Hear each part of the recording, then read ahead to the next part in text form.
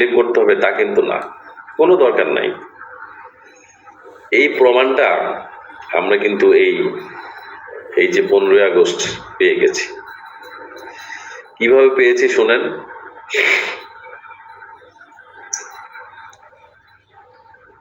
এই যে 32 নাম্বার ঐতিহাসিক একটা বাড়ি, শুধু ঐতিহাসিক নয়, 32 নাম্বার সম্পর্কে আরো অনেক অনেক কাহিনী আছে এটার পিছনে।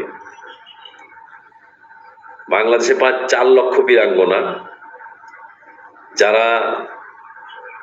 যাদের 2 লক্ষের বেশি পরিবার তাদেরকে গ্রহণ করে নাই, অর্থাৎ যারা ধর্ষিত হয়েছিল, যে মেয়েরা, তাদের পরিবার থেকে বের করে দেওয়া হয়, তাদের যাওয়ার কোনো জায়গা নাই।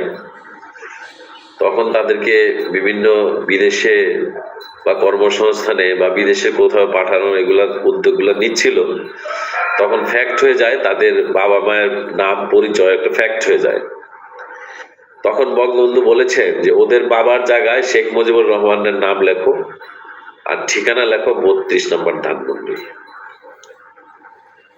তার মানে আপনি যে এই যে 32 নম্বরটা ভেঙে ফেলছেন, ধ্বংস করে ফেলছেন, এটা কিন্তু বীরাঙ্গনাদের একটা ঠিকানাও আপনি নষ্ট করে ফেলছেন।